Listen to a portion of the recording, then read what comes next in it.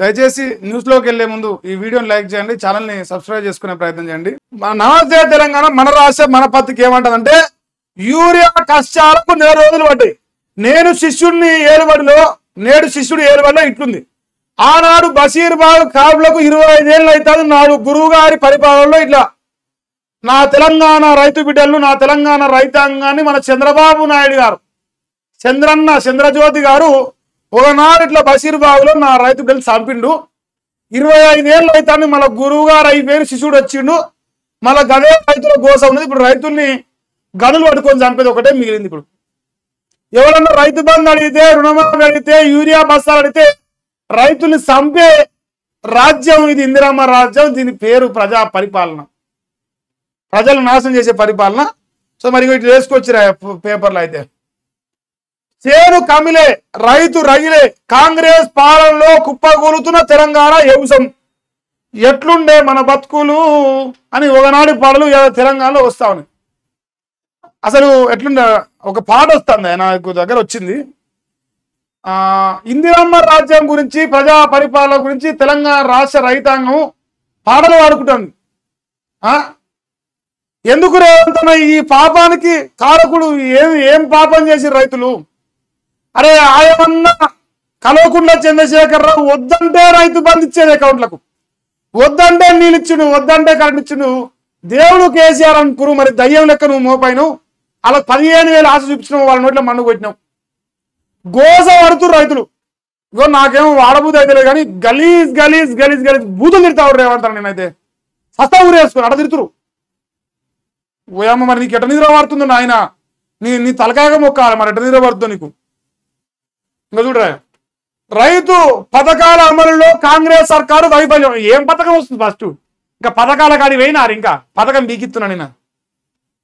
రాష్ట్రంలో ఉమ్మడి పాలన నాటి దుర్భర పరిస్థితులు, భరోసా ఎగవేత, రుణమాఫీ కోత, బోగస్ కు వాత, కరెంటు కోతలు, సాగునీటి వెతలు, సంక్షేమానికి కత్తెరలు, అప్పుల ఊబిలో అన్నదాతలు, ఆగని ఆత్మహత్యలు, కేసీఆర్ అందించిన పథకాలను అటకెక్కించిన కాంగ్రెస్, ఎరువుల కోసం రైతు కోసం రాష్ట్రమంతటా తన్నాట, ఒక బస్తా యూరియా కోసం రాత్రంతా పడిగాపులు, బీహార్ లో రేవంత్ టూర్లో బిజీగా మంత్రులు.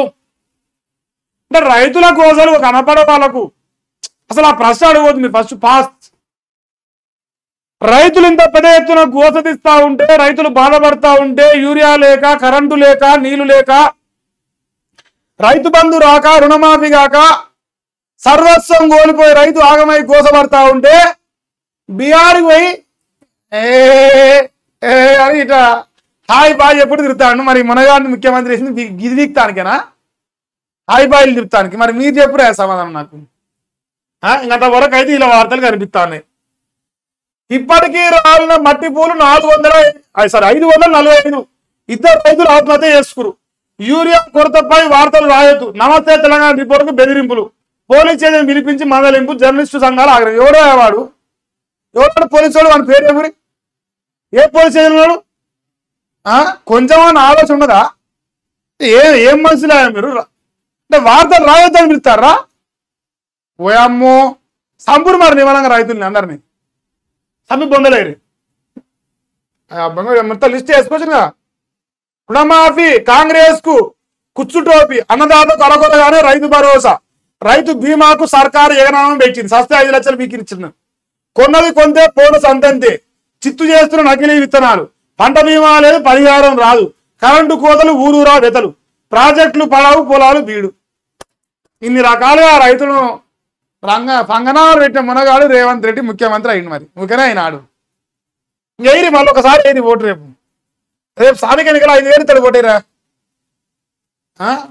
ఇంకేంది రేవంత్ తరివి కోసం అసలు నువ్వు ఓటు బీహార్ లో నీకేం పని? కూలీ పని మా డిఎన్ఏలోనే ఉందని అంటావా? సీఎం రేవంత్ పై విచ్చకపడ్డ ప్రశాంత్ కిషోర్, ఆయనతో వేదికను పంచుకుంటూ రాహుల్ మైండ్ సెట్ ను తెలియజేస్తుంటూ ఆగం. రేవంత్ ను పిలిచినందుకు బీహారీలకు రాహుల్ క్షమాపణ చెప్పాలంటాను. ఈ అవ్వ ప్రశాంత్ కిషోర్ ఉండే కదా, పొలిటికల్ అనలిస్ట్, మనం మంచి అక్కడ పోటీ చేస్తా అన్నట్టుంది. మంచి కామెంట్ చేశారు, కరెక్టే కదా. బీహారీలను అవమానించిన దుర్మార్గం ఎట్ట పోతారు మరి? బీహార్కి సిగ్గుచారా ఉంటాయి కదా పోతానికి. పోతాడు బరాబర్, సిగ్గుచరణ ఎందుకు పోడు? అనుకూల తీర్పు కోసం ముఖ్య నేత ఒత్తిడి, విచారణ నుంచి తప్పుకున్న NCLAT న్యాయమూర్తి. హైదరాబాద్ కంపెనీ కేఎల్ SR పై ట్రిబ్యునల్లో దావా, కంపెనీకి అధికార కాంగ్రెస్ ముఖ్య నేతకు సంబంధాలు. ప్రతిపక్షంలో ఉండగా కంపెనీ కారును వాడిన నేత అధికారంలోకి వచ్చాక ఆ సంస్థకు పలు కాంట్రాక్టులు, తాజా పరిణామాలతో కార్పొరేట్ వర్గాల్లో తీవ్ర చర్చ. ఎవడేవాడు? మళ్ళీ ఇలా కూడా పొంగులేటి సీనయ్య గారైనా ఎవడో మరి పేరు నాకు తెలియదు. ఏ మంత్రో ఏ కథనో మరి ఆయన ముఖ్య నేత ఉన్నాడు అనుకూలంగా. మరి ఆ ముఖ్య నేత ఎవడో. 30 నుంచి శాసనసభ. గురుకుల విద్యార్థి డెంగీతో చనిపోయింది, పాఠశాల సిబ్బంది నిర్లక్ష్యమే కారణం. HM ANM suspension. అలంపూర్ పాఠశాలలో 40 మంది విద్యార్థులకు వైరల్ ఫీవర్. సీరియస్ గా ఉన్న 13 మందిని ఇండ్లకు పంపిన సిబ్బంది 6గురిని గడిచిన ఎలుకలట. అయ్యబ్బా, చంపిరానే మనిషిని, పొరగాన్ని చంపిరా? చిన్న సన్న గురుకులంగా అన్నట్టున్నారా ఇది? చదువు పులి చెప్తారా? అంటే చదువు అంటే సత్య చదువా, బతికి చదువా? బతుకు తెరువు చూపే చదువా, సామి బొందేసి చదువా? నాయన మీరు చెప్పేది. రేవంత్ అన్నావు, రాజ్యం పేరు ఏం పేరు?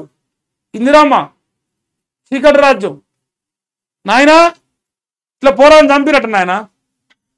ఈ వార్తలు రాస్తారు, బోకర్లు ఉన్నారు కదా తెలంగాణలో, బోకర్ పత్రికలు రాయవు. మరి మొనగాళ్ళు అయితే మొగోళ్ళు అయితే రాస్తుంది, మరి వాళ్ళు కాదని నాకేమెరక.